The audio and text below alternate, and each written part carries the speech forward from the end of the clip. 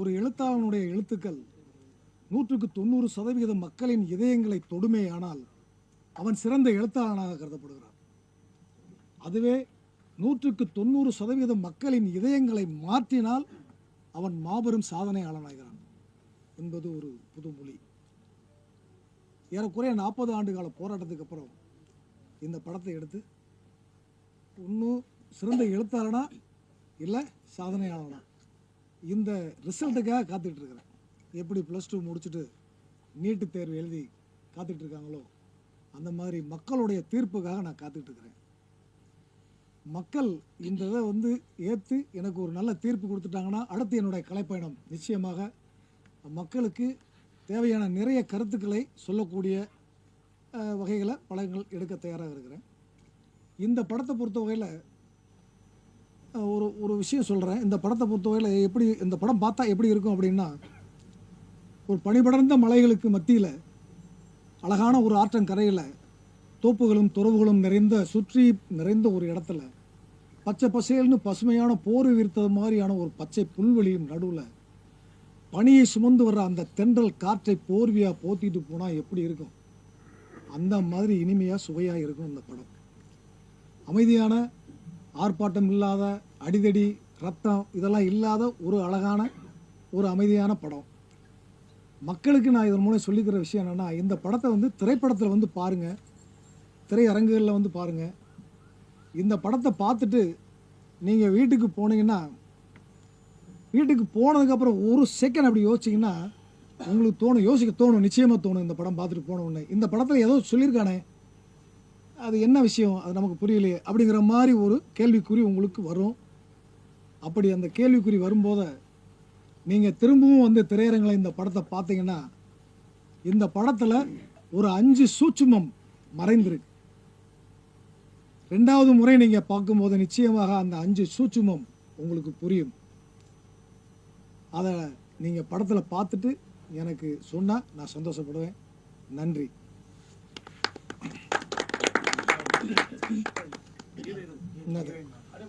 அடுத்தபடியாக கதாநாயகியை பேச அழைக்கிறேன். பேசுகிறாங்க சென்டர் வரும்.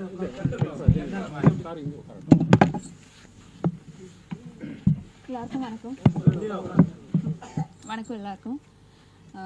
இன்றைக்கி எல்லோரும் பார்க்க முடிஞ்சது ரொம்ப சந்தோஷமாக இருக்குது. இந்த ஒரு ப்ரெஸ் மீட்க்கு வர எல்லாருக்கும் வந்தது ரொம்ப சந்தோஷம். நீங்கள் இந்த படத்தோட மெயின் டைரக்டர் என்னை நம்பி இந்த மாதிரி ஒரு கேரக்டர் கொடுத்துருக்காங்க, அதுக்கு ரொம்ப ரொம்ப நன்றி சார்.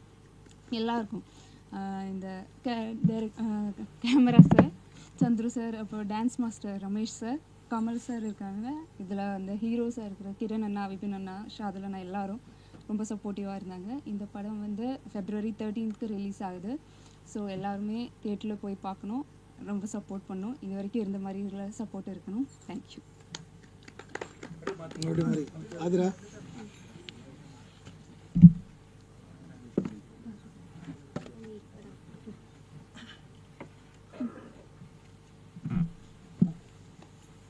எல்லாருக்கும் வணக்கம்.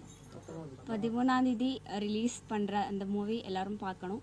நாங்கள் எல்லோரும் புதுசாக தான் இந்த இதில் வந்தோம். சின்ன சின்ன தப்புகள் இருக்கலாம், ஆனால் நீங்கள் அதை ஏற்று எங்களை எல்லாம் சப்போர்ட் பண்ணி நெக்ஸ்ட்டு வேறு லெவலில் கொண்டு வரணும். இதில் கொஞ்சம் யோசிக்கிறதுக்கு நிறையா விஷயங்கள் இருக்குது. ஸோ நீங்கள் பார்த்துட்டு உங்களுக்கு பிடிச்சிருந்தா உங்கள் ஃப்ரெண்ட்ஸுக்கிட்ட எல்லாருக்கிட்டையும் ஷேர் பண்ணணும். எல்லோரும் பார்க்கணும், கண்டிப்பாக வரணும். தேங்க்யூ.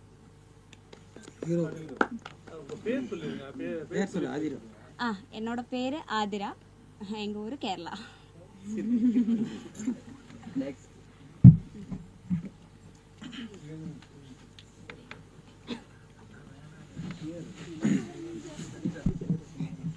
எல்லாருக்கும் வணக்கம். என் பேரு கிரண், நான் பேசிக்கலி கேரளா தான்.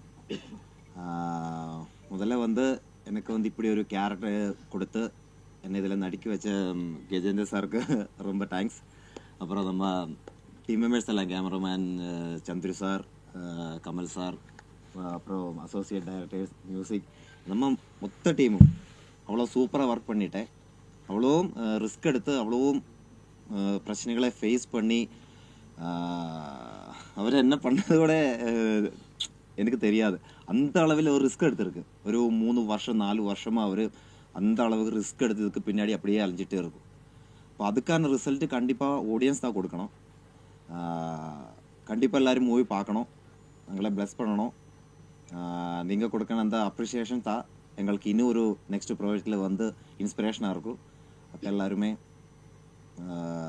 மூவி கண்டிப்பாக பார்க்கணும், ப்ளஸ் பண்ணணும். Thanks sir. வாங்க.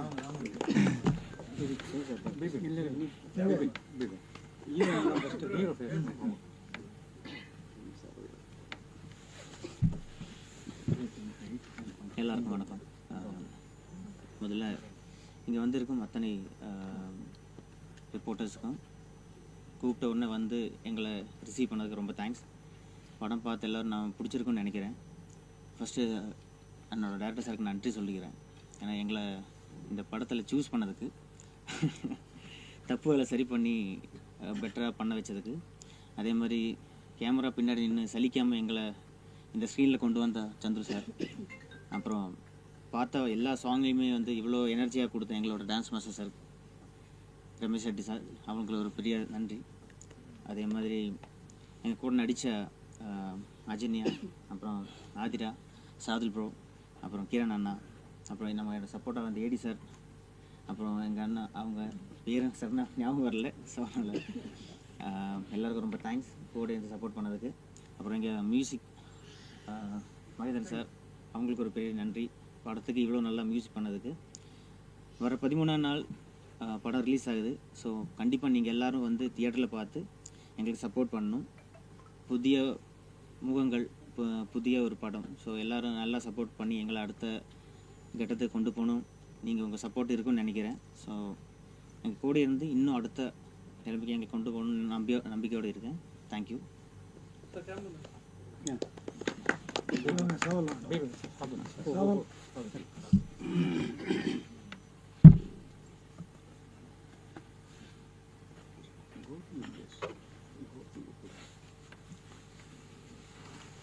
எல்லாருக்கும் ரொம்ப வணக்கம்.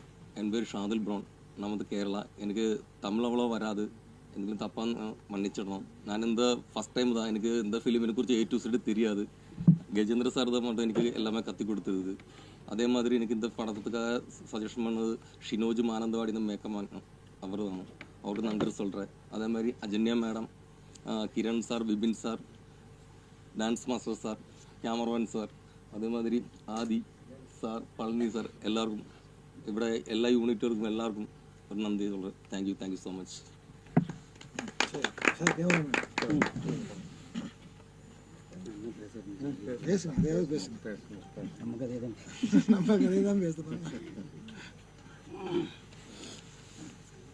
முதல்ல பத்திரிகை நண்பர்களுக்கு வணக்கம்.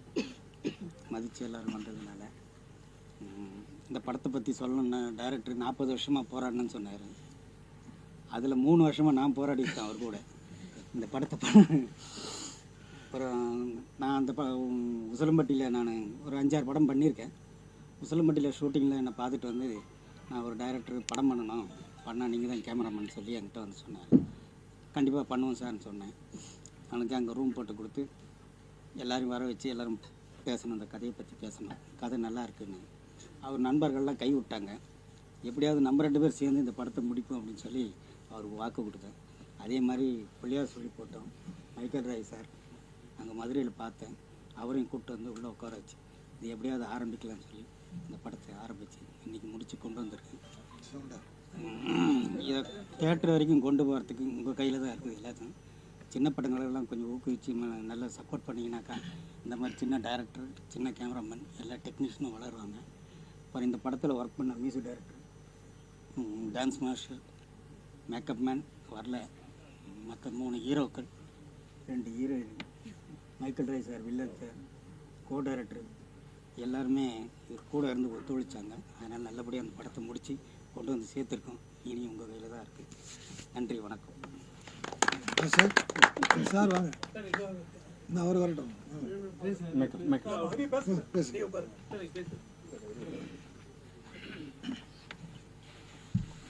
எல்லாருக்கும் வணக்கம். நான் நடன இயக்குனர் ரமேஷ் கமல். இந்த இந்த டைரக்டர் சார் கஜேந்திரன் சாரோட சப்ஜெக்ட் வந்து எனக்கு ரொம்ப பிடிச்சிருந்தது. பாடல்களும் ரொம்ப அற்புதமாக ஒரு உயிரோட்டம். எனக்கு என்னமோ நான் நிறைய படங்கள் பண்ணியிருக்கேன். இந்த படத்தில் பார்க்கும்போது பாடல்களுக்கும் ரொம்ப உயிர் கொடுத்து ரொம்ப திருப்திப்படுத்துறதுக்கு ரொம்ப கஷ்டம். எனக்கு ரொம்ப ஒரு அருமையான ஒரு இயக்குனர் பரிச்சயமாக இருக்காங்க கஜேந்திரன் சார். ரொம்ப அற்புதமான இந்த படத்தில் எல்லாருமே சார் சொல்லப்போனால் ஒரு அற்புதமான ஒரு படம்.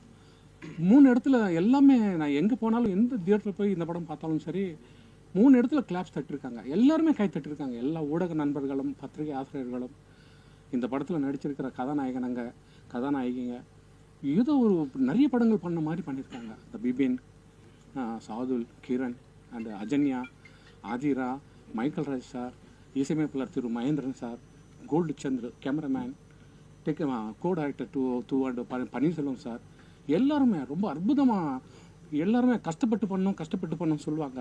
எல்லாருமே இஷ்டப்பட்டு பண்ணியிருக்கிறோம். எங்களுக்கு வந்து ஒரு தந்தை மாதிரி இருந்து, ஒரு தாய் தந்தை மாதிரி இருந்து கஜேந்திரன் சார் ரொம்ப அற்புதமாக எங்களுக்கு சரியான ட்ரீட்மெண்ட் கொடுத்துருக்காங்க. எந்த குறையும் வைக்கல. இந்த படத்தில் எனக்கு மொத்தம் 7 லொக்கேஷன். அந்த 7 லொக்கேஷன்லையும் ரொம்ப அற்புதமாக எனக்கு இது வரைக்கும் யாருமே எனக்கு இந்த மாதிரி வேணும் கேட்டது கிடையாது. சாருக்கு திருப்தி படுத்துறது ரொம்ப கஷ்டம். ஒரு சாங் 7 நாள் 6 நாள் சார் திருப்தி படுத்தவே முடியாது. நான் பாரதி ராஜா சார்கிட்ட ஒர்க் பண்ணியிருக்கேன், பாலச்சந்தர் சார்கிட்ட ஒர்க் பண்ணியிருக்கேன், விக்ரமான் சார்கிட்டையும் ஒர்க் பண்ணியிருக்கேன். அதுபோல் சத்தியமாக நான் சொல்கிறேன், நான் நிறைய படங்கள் பண்ணியிருக்கேன். தெரிஞ்ச காதலுங்க 100க்கு 100 சக்ஸஸ் ஆகும். மறுபடியும் ஒரு பாரதி ராஜா சார், மறுபடியும் ஒரு விக்ரம் சார் உருவாகியிருக்காங்க. இந்த படம் ஜெயிக்கணும்னு சொல்லி நான் மனதார நேசிக்கிறேன். தேங்க்யூ.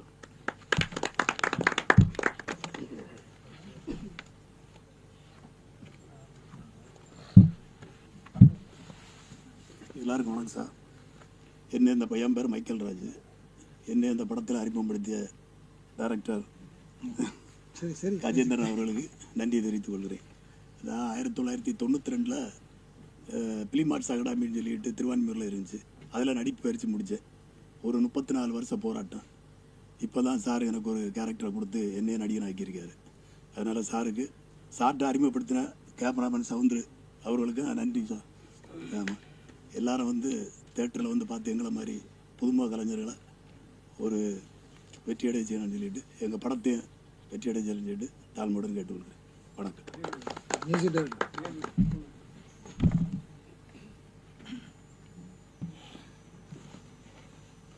எல்லோருக்கும் வணக்கம். பத்திரிகை நண்பர்களுக்கும் ஊடக நண்பர்களுக்கும் என்னுடைய இனிய மாலை வணக்கம்.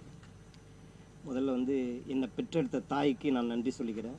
இந்த மேடையை, இந்த நிகழ்ச்சிக்கு என்னை உருவாக்கி என்னை பெற்றெடுத்த தாய்க்கு முதற்கண் வணக்கம். நான் வந்து இது 9வது படம் எனக்கு இசையமைக்கிறது. ஈரோடு சவுந்தர் சார் தான் என்னை அறிமுகப்படுத்தினார். Director Erode Soundar sir. அப்புறம் டைரக்டர் கஜேந்தர் சார் வந்து இந்த மாதிரி என்னுடைய பாடல்கள் கேட்டு இந்த மாதிரி சுச்சுவேஷன் சொல்லி இந்த மாதிரி சாங் பண்ணணும்னு சொன்னார். உண்மையிலேயே அவர் கோடான கோடி நன்றி சொல்லிக்கிறேன். நான் 4 பாட்டு இந்த படத்தில் பின்னணி இசை எல்லாம் ரொம்ப அருமையாக வந்திருக்கு. டைரக்டர் வந்து லிரிக்கு தான் டியூன் பண்ணது. இந்த முதல் பாட்டு கடவுளின் அழகிய கவிதை இது. அந்த லிரிக் அனுப்பின உடனே டியூன் பண்ணி அனுப்பின உடனே ரொம்ப பிடிச்சிருந்தது. அதுக்கப்புறம் தான் என்னை கன்ஃபார்ம் பண்ணார், இந்த படத்துக்கு நீங்கள் 4 பாட்டு மியூசிக் டைரக்ஷன் பண்ணுங்கள். ஆனால் இது ரொம்ப இம்பார்ட்டண்ட், பேக்ரவுண்ட் மியூசிக். பின்னணி இசை ரொம்ப நல்லா பண்ணணும். சாங் பண்ணிடலாம், ஆனால் பின்னணி இசை கோர்வை பண்ணுறது ரொம்ப சிரமம். எனக்கு பிடிச்ச மாதிரி நீங்கள் பண்ணி கொடுக்கணும் அப்படின்னு கேட்டிருந்தார். படம் ஃபுல்லாக முடிஞ்சு வந்ததுக்கப்புறம் ரீல் பை ரீல் பார்த்தோம். டப்பிங் ஸ்டுடியோவிலே டப்பிங் பண்ணும்போதே சார் வந்து ஒவ்வொரு ரீலாக காமிச்சு எனக்கு இப்படி வேணும் அப்படி வேணும் ஐடியா கொடுத்தாரு. அவருக்கு பிடிச்ச மாதிரியே அந்த படத்துக்கு ஒவ்வொரு reel by reel music compose பண்ணி பேக்ரவுண்ட் மியூசிக் பண்ணி அவர் காமிக்கும் போது ரொம்ப பிடிச்சிருந்தது அவருக்கு. அதே மாதிரி நிறைய இடத்துல உங்கள் சோலோ வயலின், அந்த வயலின் உண்மையிலே சொல்கிறேன், ராஜா சார்கிட்ட, ரகுமான் சார்கிட்ட, ஹாரிஸ் ஜெயராஜ் கிட்ட வாசிக்கிறது தான் சோலோ பிளேயர் வயலின். அந்த வயலின் அவரை கூப்பிட்டு தான் அந்த வயலின் ரெக்கார்ட் பண்ணேன். கிளைமேக்ஸ்லாம் வரும் அந்த சீன்ஸ் எல்லாமே. உண்மையிலே லைவ் எல்லாம் பண்ணி அந்த அளவுக்கு ஃப்ரீடம் கொடுத்தாரு டைரக்டர். சாங்குக்கும் சரி, சாங்கில் எல்லாமே லைவ் இன்ஸ்ட்ருமெண்ட்ஸ், லைவ் ஃப்ளூட்டு, வயலின்ஸு எல்லாமே லைவ் ஆர்கெஸ்ட்ரா போட்டு பண்ணேன். இது எனக்கு 9வது படம். எனக்கு தமிழில் வந்து 7 படம் பண்ணேன். கன்னடத்தில் வந்து 2 படம் பண்ணியிருக்கேன், கன்னடா லாங்குவேஜில். அந்த படம் சின்ன பட்ஜெட் மூவிங் தான். ஆனால் மியூசிக் சம்மந்தப்பட்டது அவ்வளோ அழகாக டைரக்டர் பிடிக்கிற மாதிரி அவருக்கு என்ன தேவையோ அந்த மாதிரி நான் அழகாக மியூசிக் அமைச்சு கொடுத்தேன். ரொம்ப சந்தோஷமாக இருக்குது. இது எனது 9வது படம். இந்த படத்துக்கு 4 பாடல்கள் பேக்ரவுண்ட் மியூசிக். ஃபஸ்ட்டு பாட்டு வந்து ஹரிணி பாடினாங்க. அந்த பாட்டு வந்து உண்மையிலே இப்போது புதுசாக இசையமைச்சிட்ருக்காரு நம்ம அபயங்கர்.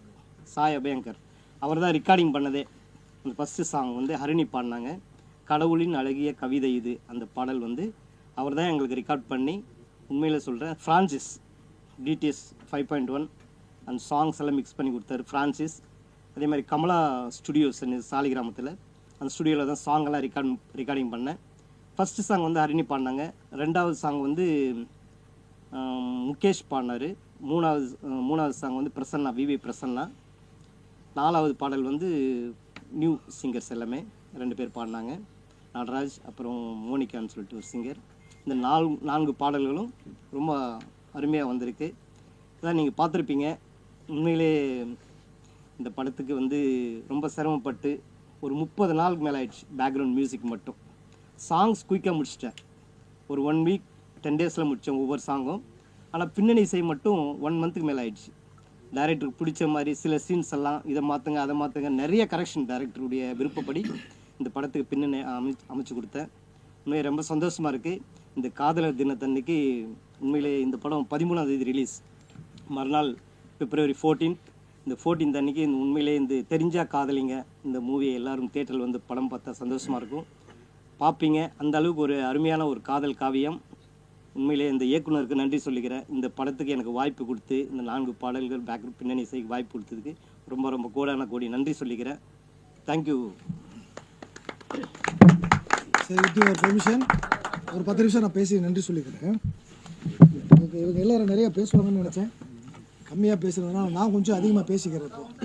ஏன்னா எனக்கு சந்தர்ப்பம் கிடைக்கல. ஆடியோ லான்ச் பண்ணும்போது வந்து நான் என்னோடய டீம் உங்கள் குழுவுக்கு எல்லாருக்குமே எதுவுமே நன்றின்னு சொல்லலை. அதை பற்றி பேச முடியல. ஏன்னா அந்த இதுலேயும் டைம் இல்லை எனக்கு. இங்கேயும் கூட நமக்கு டைம் கம்மி தான், இருந்தாலும் ஒரு 10 நிமிஷம் எடுத்துக்கிறேன். இப்போ ஆக்சுவலாக வந்து அதான் சொன்னேன் 40 ஆண்டு கால போராட்டம் அப்படின்ட்டு. இப்போது நான் வந்து கேமராமேனை வந்து ஃபஸ்ட்டு அதே மாதிரி எங்களோட உசிலம்பட்டிக்கு வந்து அவர் ஒரு படம் பண்ணும்போது அப்போ தான் நேரடியாக சந்தித்தேன். என்னுடைய படம் வந்து இந்த மாதிரி இருக்குது பண்ணணும் அப்படின்னு. அவரோட கேமரா ஒர்க்கு ஓரளவு எனக்கு பார்க்கும்போதே பிடிச்சிருந்தது. அதனால் அவரை வச்சேன். ஏன்னா லைட்டு கூட கம்மியாக வச்சு எவ்வளோ லைட்டு அதிகமாக வச்சு எடுக்கிறாங்களோ அந்த எஃபெக்டை கொடுத்துருந்தார். நான் மானிட்டர்லேயே பார்த்தேன். ஸோ அதனால தான் அவரை பிடிச்சது. அதே மாதிரி கொண்டு வந்தேன். அதே மாதிரி சில ஷார்ட்ஸை வந்து கரெக்டாக எடுத்து கொடுத்துருக்காரு. நீங்கள் படம் பார்த்தது உங்களுக்கே தெரிஞ்சிருக்கும்.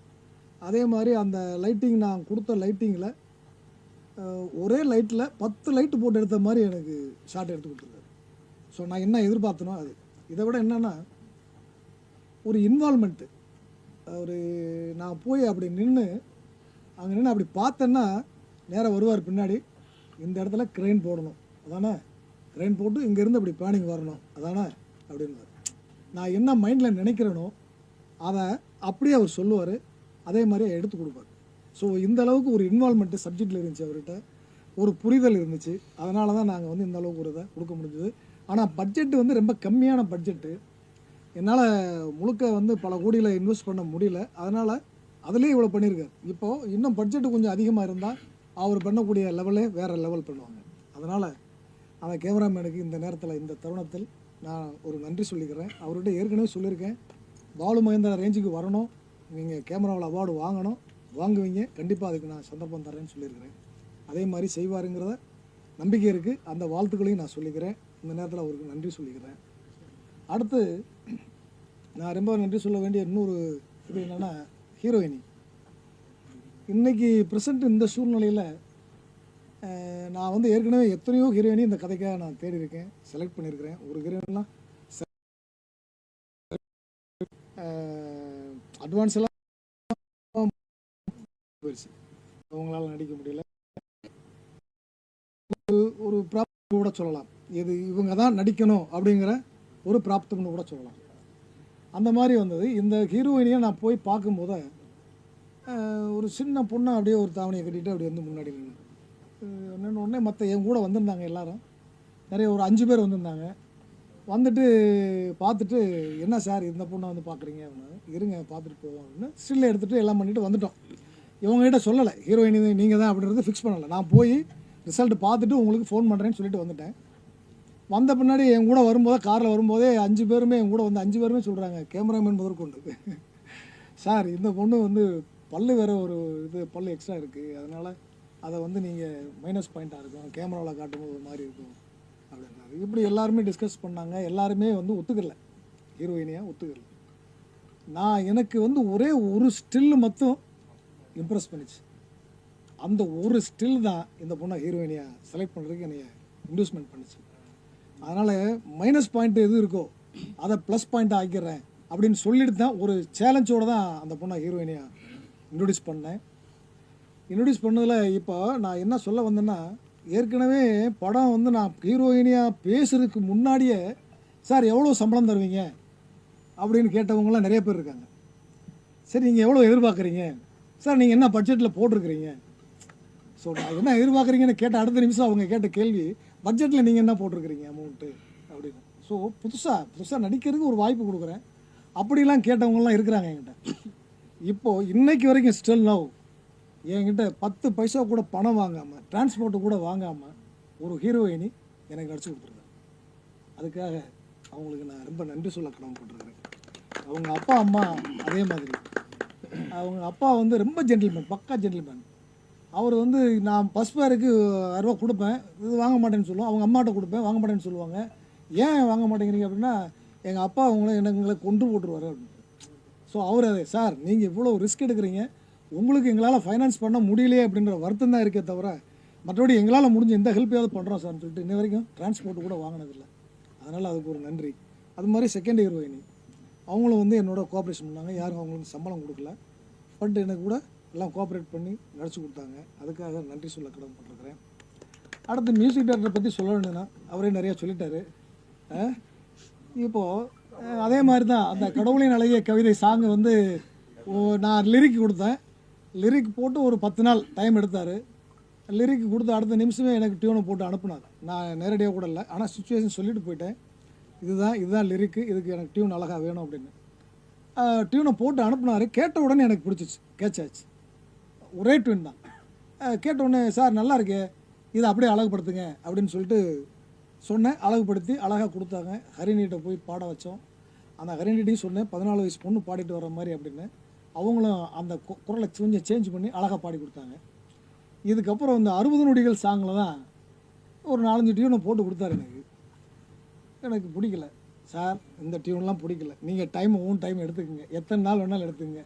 கடவுளின் அழகிய கவிதை மாதிரி எனக்கு ஒரு சாங், இந்த டியூனு ஒரே டியூன் மட்டும்தான் அனுப்பணும், அதை நான் ஓகே பண்ணணும், எதுக்கு தயார்னா நீங்கள் பண்ணுங்க அப்படின்னா.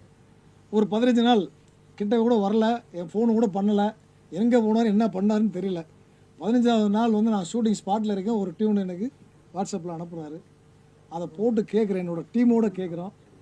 ஒத்துமொத்த டீமும் அழகான டியூன் சார், இதை ஓகே பண்ணுங்க அப்படின்றாங்க. ஒரே டியூன் தான்.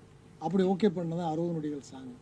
அதனால் மியூசிக் டைரக்டர் இதை அதுக்கு அடுத்த வகையாக இந்த சாங் இதோட ரீரெக்கார்டிங், அதாவது எனக்கு விஷுவல் வந்து நாடகம் மாதிரி டைலாக்காக சும்மா எல்லாத்துக்கும் டைலாக்கை பேசிகிட்டே இருக்கிறது எனக்கு ஏற்கனவே பிடிக்காத ஒரு கான்செப்ட். நம்ம படம் காட்டுறோம்னா விஷுவல் காட்டணும். அங்கே வந்து விஷுவலுக்கு தகுந்த மாதிரி பேக்ரவுண்டு ஆர்ஆர் இருக்கணும். ஆர்ஆர் இருந்தால் தான் அந்த விஷுவல் அது மாதிரி அவருக்கு ஒரு வாய்ப்பு கொடுத்தாங்க. படத்தில் மேக்ஸிமம் எல்லாமே வந்து விஷுவல் தான் இருக்கும் பாருங்கள், அதிகமான டைலாக் இருக்காது, கம்மியாக இருந்திருக்கும், பார்த்து தெரியும். அப்போ அந்த விஷுவலுக்கு எனக்கு இந்த எஃபெக்டில் தான் வேணும் அப்படின்னு அவரோட சண்டை போட்டிருக்கேன். அது மாதிரி 1 மாதம் டைமு நான் டைம் எடுத்துக்கங்கன்ட்டேன். ஆனால் பட்ஜெட்டு சின்ன பட்ஜெட்டு சார் அப்படின்னுவார், இதில் லைவ் போடணும் சார் அப்படின்னுவார். சரி சார் போட்டுருவோம் அப்படின்னு. கடைசியில் பார்த்துட்டு சார் ஃபைனான்ஸ் கொஞ்சம் இருக்குது, அதனால் லைவ் வேண்டாமே கட் பண்ணிடலாமே. இல்லை சார் போட்டு ஆகணும் சார் அப்படின்ட்டு அவராக ஆளை பிடிச்சி கொண்டு வந்து போட்டு எடுத்துருவார். எடுத்துகிட்டு அதுக்கப்புறம் சார் எடுத்துட்டேன், அவருக்கு இந்த அமௌண்ட்டு கொஞ்சம் கொடுங்க போங்க அப்படின்னு. அவர் என் ஃப்ரெண்டு தான், எனக்காக வந்தார், பண்ணி கொடுத்தாரு அப்படின்னு. ஸோ இந்த அளவுக்கு எனக்கு கோஆப்ரேட் பண்ணி இந்த மியூசிக்கை இசையில் வந்து மிகப்பெரிய ஒரு பிரம்மாண்டத்தை ரீரெக்கார்டிங்கில் எனக்கு காட்டியிருக்காரு. அது உண்மையாகவே எனக்கு ரொம்ப பிடிச்சிருந்துச்சி. நான் எதிர்பார்த்தது என்னவோ அதே மாதிரி தான். கிளைமேக்ஸில் வந்து நான் எதிர்பார்த்ததை அப்படியே டபுளாக பண்ணி கொடுத்தாரு. அதுக்காக நான் ஒரு நன்றி சொல்லிக்கிறேன். அது மாதிரி அடுத்து சொல்லணுன்னா, கொஞ்சம் அதிகமாக சொல்லணுன்னா டான்ஸ் மாஸ்டர் வந்து பேசியாச்சு, வர சொல்லிட்டேன், ஸ்பாட்டுக்கு வந்துட்டார். வந்துட்டு டான்ஸ் பண்ணும்போது ப்ரோக்ராம் போயிட்டுருக்கு, ஷூட்டிங் போயிட்டுருக்கு. மாஸ்டர் அப்படின்னா என்ன உடனே சொல்லுங்கள் அப்படின்னுவார். இது மாஸ்டர் இது பிடிக்கலையா, சரி சரி சரி மாற்றிடுறேன், உடனே ஒரு மூமெண்ட்டை மாற்றுவார். அப்போ ஸ்பாட்லேயே அப்போ அந்த நிமிஷமே மாற்றுவார். இதே மாதிரி ஒரு நான் சொல்ல சளைக்காமல் பண்ணார்.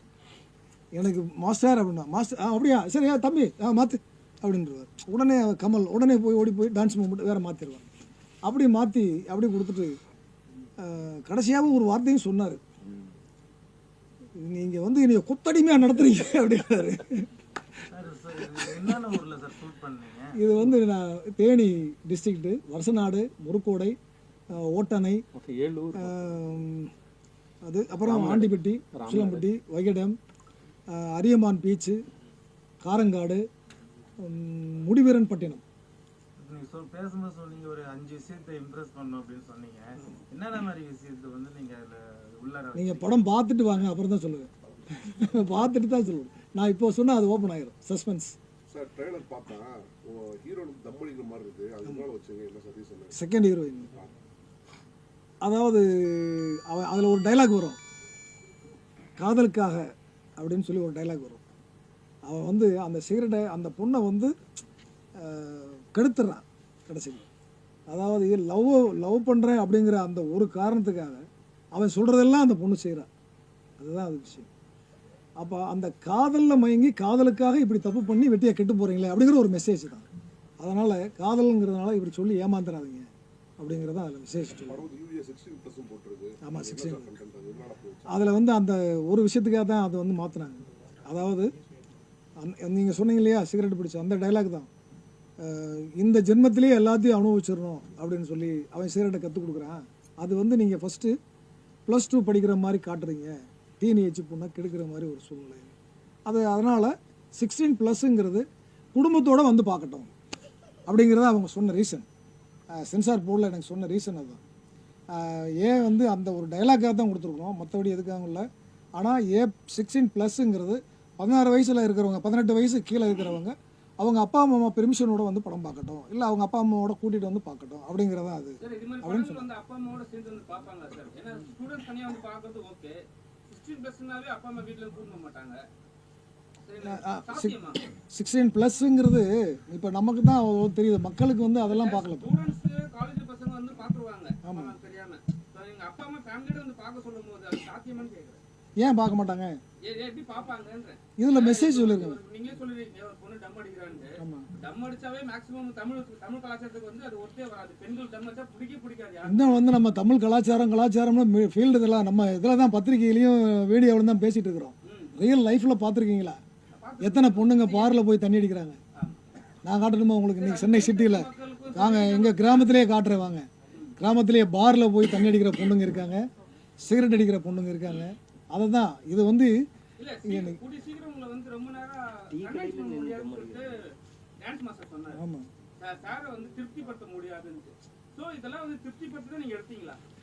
ஆமாம் திருப்திப்படுத்த தான் எடுத்தேன். மெசேஜ் அதானே, சாட்டிஸ்ஃபைட். ஆமாம் சாட்டிஸ்ஃபைட் பண்ணதான். ஏன்னா அது அதாவது எல்லா விஷயம் அது ஸ்கிரிப்ட், அது அந்த ஸ்கிரிப்டில் அவங்களுடைய பெர்ஃபார்மன்ஸ் அதில் சாட்டிஸ்ஃபைடே ஆக மாட்டேன். பெர்ஃபார்மன்ஸ் நான் எதிர்பார்க்குற எஃபெக்ட் வர்றது வரைக்கும் விட மாட்டேன். இதுதான் விஷயம். அதுதான் அவர் சொன்னது. அந்த டான்ஸ் மூமெண்ட்டாக இருக்கட்டும், இல்லை அவங்களுடைய ஆக்டிங் கெப்பாசிட்டியாக இருக்கட்டும், இது எல்லாமே வந்து நான் என்ன என்னுடைய மைண்டில் இருக்கோ அது வர்றது வரைக்கும் விட மாட்டேன். அதுதான் 10 டேக்கு 15 டேக்கெலாம் போயிருக்கு. அதனால டைம் 20 டேக் வரைக்கும்லாம் போயிருக்கு. யாருங்க தம் அடிக்கிறவங்க சிகரெட் அடிக்கிறவனே சொல்லிட்டாரு. ஆக்சுவலாக நான் தம் அடிக்கல, அது வந்து ஜூஸ் சிகரெட்டு. சார் என்கிட்ட அந்த சிச்சுவேஷனில் தான் சொன்னா இந்த சீனு தான் பண்ணணும். அப்போ நான் சொன்னேன், சார் எப்படி சார் எனக்கு முடியல, எனக்கு தெரியாது, ஆக்சுவலாக எனக்கு தெரியாது. அப்போ சார் சொன்னால், இல்லை நீ அது ஆக்டிங் தானே, நம்ம என்ன பண்ணோமோ அந்த அது விஷயம் ஆக்டிங்காக மனசில் வச்சு தான் பண்ணணும். ஸோ அந்த மைண்டில் தான் பண்ணோம். 2-3 டேக்கெல்லாம் அது ரீடேக் தான் ஆயிடுச்சு.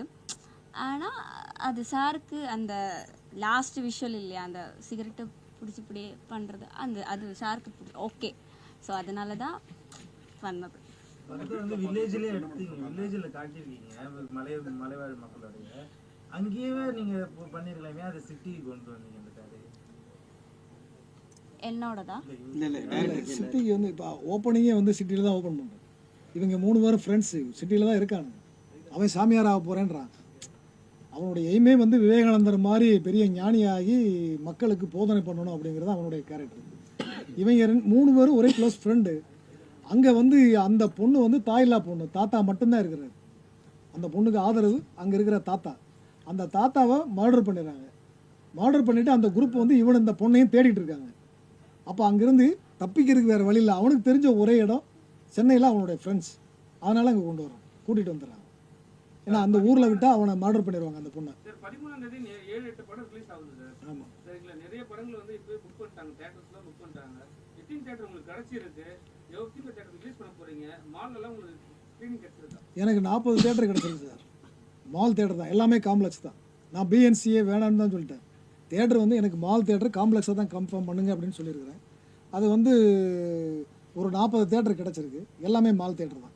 மதுரையில் வந்து வெற்றி சினிமாஸ் இருக்கு இல்லையா, மதுரை வெற்றி சினிமா, தேனி வெற்றி சினிமா, ராம்நாடு வந்து சினி லான்ச்சு, சிவகங்கை வந்து யாழினி, சென்னையில் வந்து Devi, Baby Albert, Mayajaal, Rohini, Albert சொல்லிட்டேன், பேபி ஆல்பர்ட்டு, ரோகிணி, சரவண பாலாஜி, இது எல்லாமே. அதே மாதிரி சேலத்தில் வந்து ஏஆர்எஸ், திண்டுக்கல்லில் வந்து ராஜேந்திரா, உமா ராஜேந்திரா, இப்படி எல்லாமே வந்து எனக்கு மால் தேட்டர் தான்.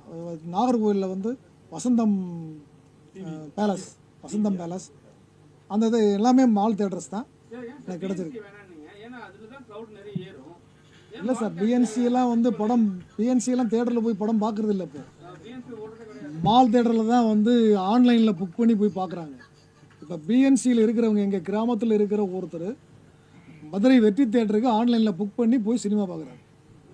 காரணம் என்னென்னா, அந்த சொபஸ்டிகேட்டடான ஒரு லைஃப், அதை பார்த்து என்ஜாய் பண்ணிட்டு வரணும் அப்படின்னு நினச்சி வர்றாங்க. எங்கள் உசிலம்பட்டிலே இருக்கிற தேட்டரில் பார்க்குறதுக்கு ஆள் இல்லை. ஒரு நாளாக போயிருந்தேன், நைட் ஷோக்கு போனால் ஒருத்தர் கூட வரல, வேறு வழியே இல்லை, தேட்டர் இழுத்து மூடினாங்க. அது படத்தில் நான் சொல்ல வரப்போல, சிக்கலில் மாட்டி விடாதீங்க இல்லையா. ஆமாம் சார். இப்போ அது நல்ல கேள்வி கேட்டீங்க. உண்மையாகவே நான் வந்து இப்போ 4 சுவத்துக்குள்ளே தான் ஆடியோ லான்ச் எல்லாமே பண்ணியிருக்காங்க. பெரிய பெரிய நடிகர்கள், ஆர்டிஸ்ட்டு, டைரக்டர்ஸ் எல்லாமே 4 சுவத்துக்குள்ளே தான் வச்சுருக்காங்க. நான் எப்போவுமே வந்து எனக்கு பாரதி ராஜாவுடைய தாக்கம் அதிகமாக இருக்கும். ஏன்னா அவருடைய படங்கள் எதுவுமே எல்லாமே பார்த்துருக்குறேன்.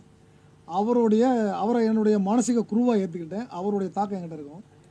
அவர் வந்து அதனால் அவர் பண்ண மாதிரி நம்மளும் ஏதாவது ஒரு டிஃப்ரெண்ட்டாக வித்தியாசமாக பண்ணணும் அப்படின்னு, ஏதாவது ஒன்று பண்ணி ஆகணும் அப்படின்னு நினச்சேன். இப்போ என்ன பண்ணலாம் அப்படின்னா, ஆடியோ லான்ச்சு இந்த மாதிரி 4 சவுத்துக்குள்ளேயே வைக்கிறாங்க, இதை ஏன் ஒரு கிராமத்தில் வைக்கக்கூடாது அப்படின்னு முடிவு பண்ணேன். இப்போ ஷூட்டிங் போகும்போது நான் அதுக்காக ஒரு கிராமம் தேடிக்கிருந்தேன். மியூசிக் டைரக்டரோட சொன்னேன், பக்கத்தில் ஏதாவது கிராமம் இருந்தால் பாருங்கள் அப்படின்னு. பார்ப்போம் சார்னு சொல்லிட்டு இருந்தாங்க. ஆனால் எல்லாருமே வந்து இல்லை, நீங்கள் அது செய்வேனா, எல்லோரும் நம்ம ஒரு ஸ்டுடியோவை புக் பண்ணி, இல்லைனா ஒரு இதை புக் பண்ணி பார்த்துடலாம், ஹாலை பண்ணிடலாம், மண்டபத்தை. இல்லை, நான் அதில் பிடிவாதமாக இருந்தேன். அப்படி பார்க்கும்போது முடிவீரன் பட்டினம் அப்படிங்கிற அந்த கிராமம் ஒரு அழகான கிராமம். அந்த கிராமத்தில் நான் சாங் ஷூட் பண்ண போனேன். அங்கே இருந்த அந்த மக்களுடைய ரிசீவிங் எனக்கு ரொம்ப பிடிச்சி போச்சு. எனக்கு எந்த டிஸ்டர்பன்ஸும் பண்ணலை. நான் போய் இறங்கினோடனே இந்த மாதிரி ஷூட் பண்ண போகிறோன்னே பண்ணிக்கங்க, எங்கே வேணாலும் பண்ணிக்கங்க அப்படின்ட்டு, வாங்க முதல்ல நீங்கள் எங்கள் வீட்டுக்கு வாங்க சாப்பிடுங்க அப்படின்னு தண்ணி கொடுத்துட்டு, டீ கொடுத்துட்டு, சாப்பாடு சாப்பிடுங்க அப்படின்னு சொல்லி எங்களை ரொம்ப உபசரம் பண்ணாங்க. அந்த கிராமமே 300-400 வீடு இருக்கும். அந்த கிராம மக்கள் எல்லாருமே அப்படி இருந்தாங்க. அதே மாதிரி அந்த கிராமத்தில் யாரை போய் கேட்டாலும், நீங்கள் என்ன பண்ணாலும் எங்கள் கிராம தலைவர் இருக்காரு, அவர்கிட்ட போய் கேளுங்க அப்படின்னு. அதே மாதிரி எல்லாரும், பெண்ணுங்களாக இருந்தாலும் சரி, பையங்களாக இருந்தாலும் சரி, சின்ன பசங்களாக இருந்தாலும் சரி, எல்லாருமே ஒரே வார்த்தை, எங்கள் தலைவர்கிட்ட பேசிக்கங்க அப்படின்னு. அப்போ அவர் தலைவரை போய் பார்த்தோம். அங்கே வந்து எப்படி அந்த கிராமம் இருக்குன்னா, கிழக்கு பக்கம் வந்து வங்காள விரிகுடா கடல், இந்த பக்கம் கிராமம், வலது பக்கம் வந்து முடிவீரன் பட்டினத்தில் ஒரு அழகான முருகன் பாலசுப்ரமணியன் கோயில். அந்த கோயிலுடைய சிலையை தான் ஃபஸ்ட்டு நான் என்னோடய படத்தில் முதல்ல காட்டியிருக்கேன். ஓப்பனிங் வர்றது அந்த சிலை தான், பாலசுப்ரமணியன்.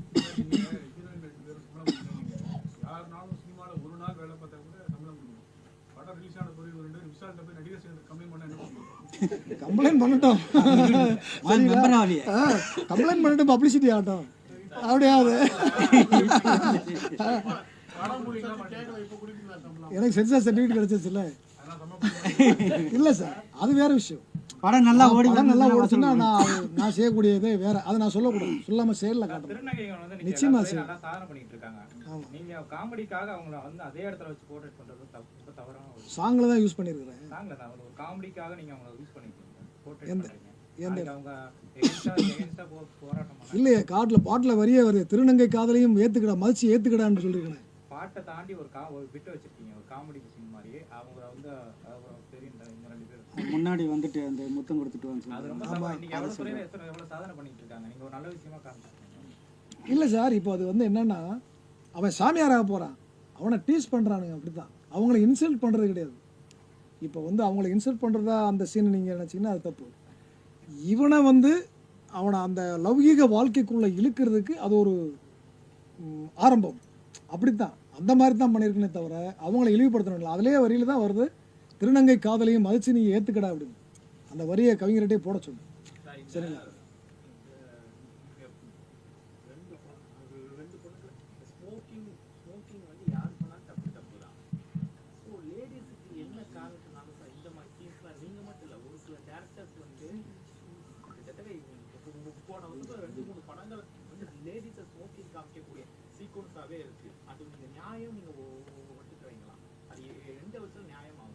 சார் இப்போ ஆமாம்,